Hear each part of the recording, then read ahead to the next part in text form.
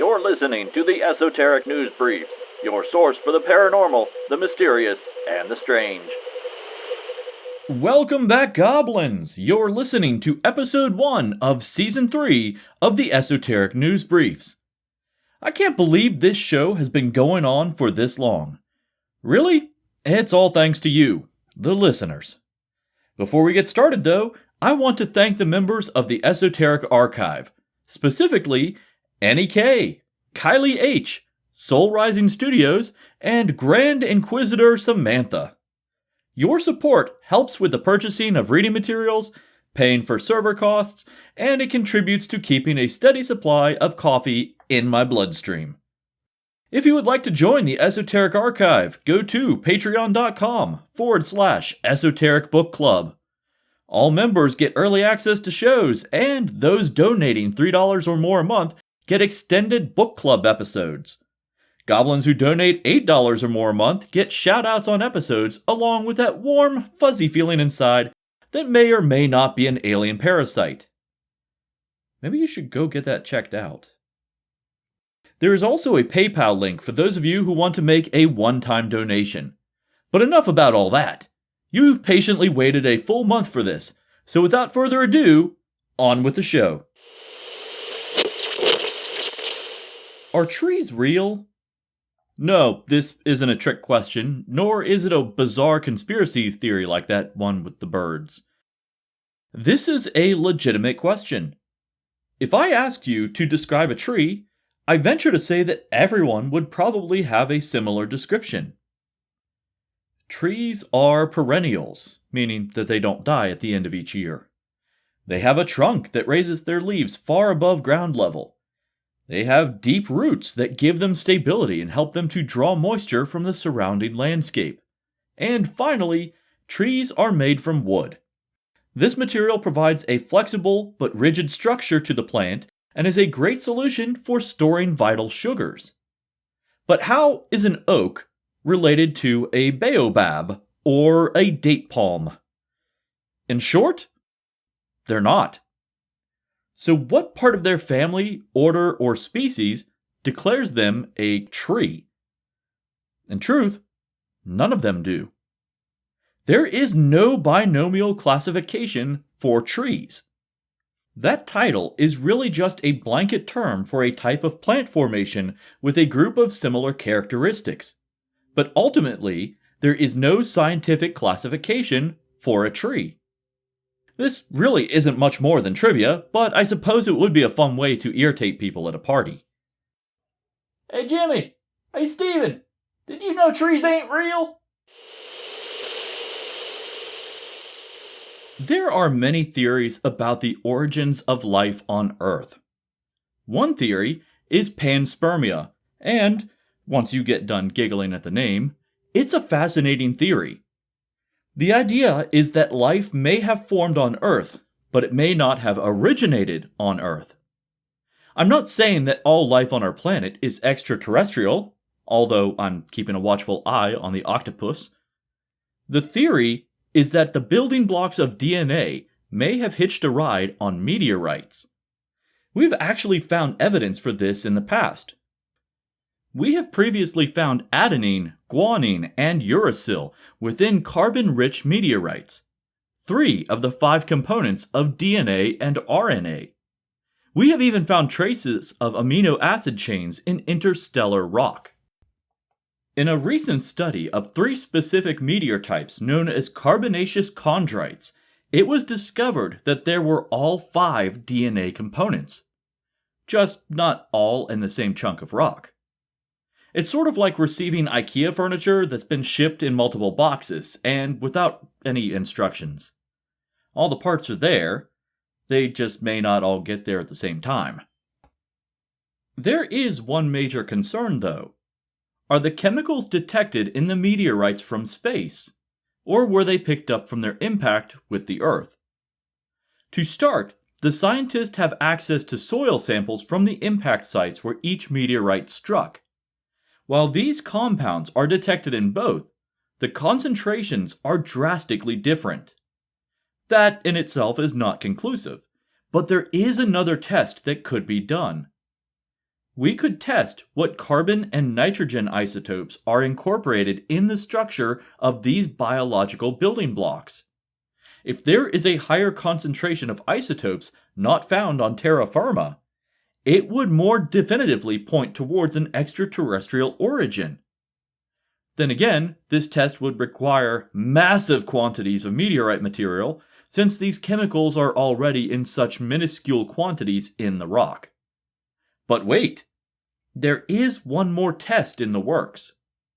Both Japan and the United States are retrieving asteroid debris and bringing it back to Earth for study. Because we are retrieving this material directly from space, it reduces the possibility of earthly contamination. I will certainly keep an eye out for further developments. There is a microscopic parasite that is thought to infect nearly half of all people around the globe.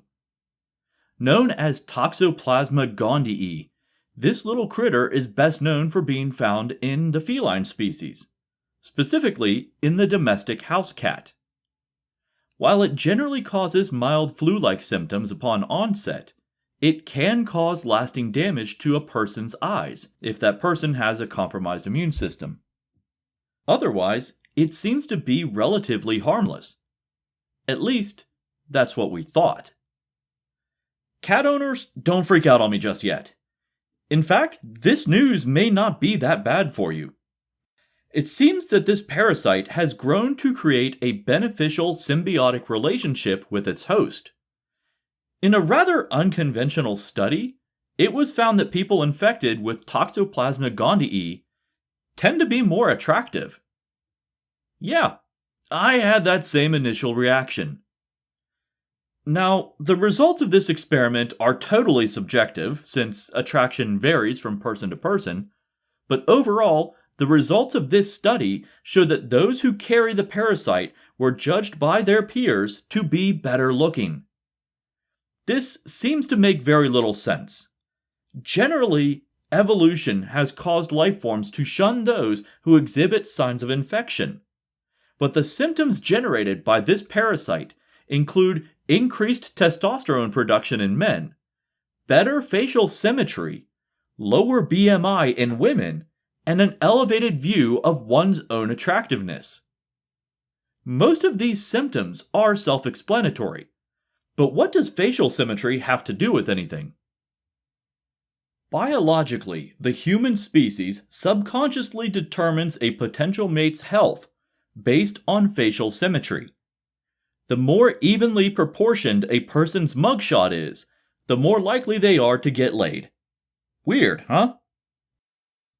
Now don't run out to try to get yourself infected just yet.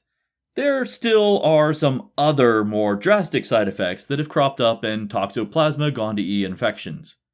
Side effects such as eye problems, schizophrenia, and psychotic outbursts. Maybe there is something to the idea of the crazy cat lad and cat lady stereotype. There's water on the moon, and really there shouldn't be. Granted, it's ice, but still, solar radiation and solar winds should have stripped it from the surface and sent it into the void of space long, long ago. So what's keeping it in place? Located on the moon's south pole, there are several very deep craters permanently shrouded in darkness. This means that they aren't directly exposed to sunlight, but they are still exposed to solar winds that whip through the galaxy. These winds should cause the evaporation of lunar water, but they're not. There is another unique attribute about this location, though. It is the source of an odd magnetic anomaly. While it is unknown what is causing this anomaly, it is strong enough to create a very weak, location-specific magnetic field that serves to deflect the solar winds.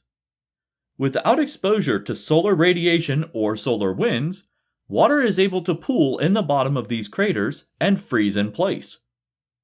While more research is needed, it is theorized that these anomalies are either caused by the impact of magnetic meteorites or that they arose as the moon cooled from its initial molten state. Scientists plan to study this further as NASA's Artemis missions are scheduled to establish a permanent lunar base on the moon's south pole.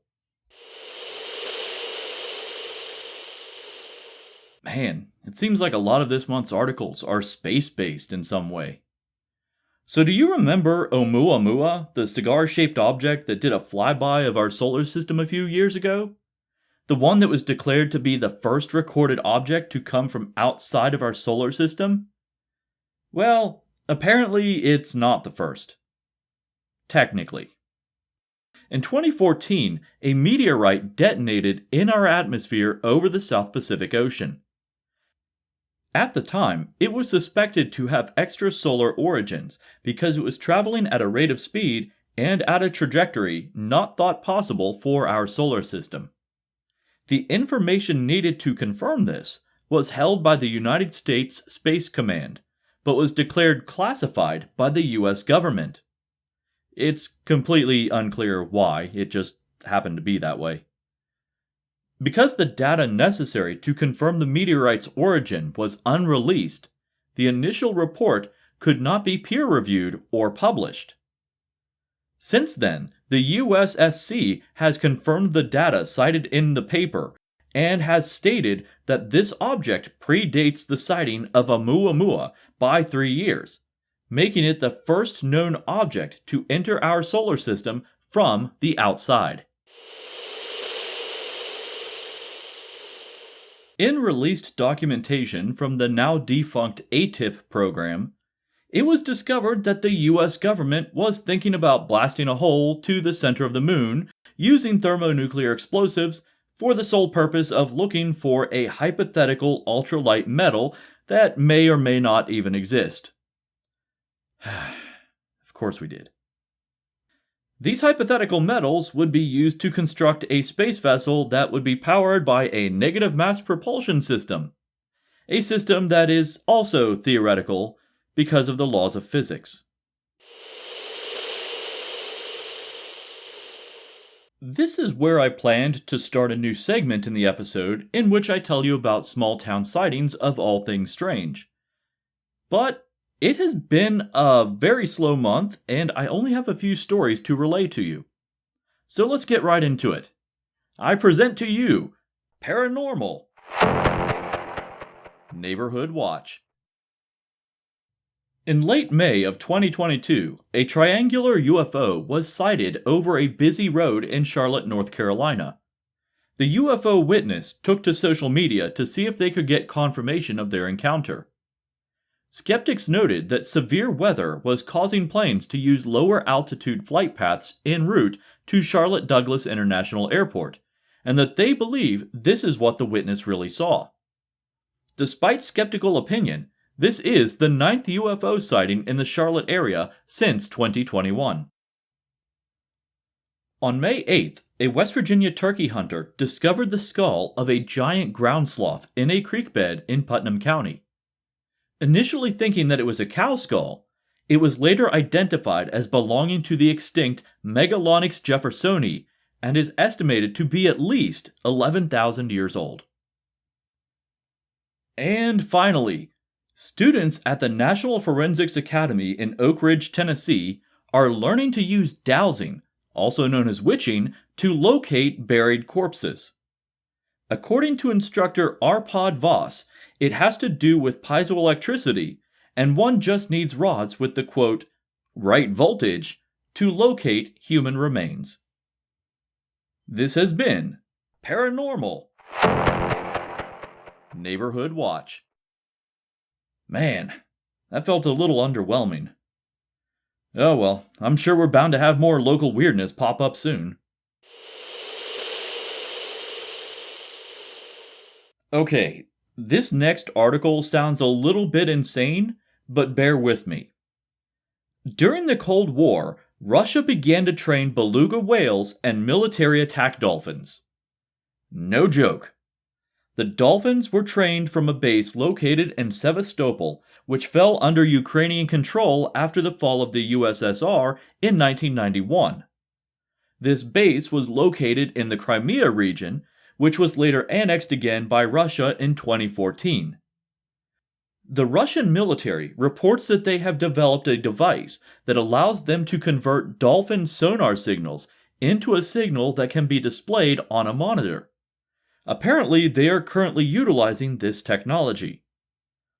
U.S. satellite company Maxar took photos of 2 confirmed dolphin pens at the entrance of the Sevastopol harbor prior to Russia's invasion of Ukraine in February of 2022. This installation is outside of Ukrainian missile range, but is still vulnerable to underwater incursions, hence the military-trained dolphins.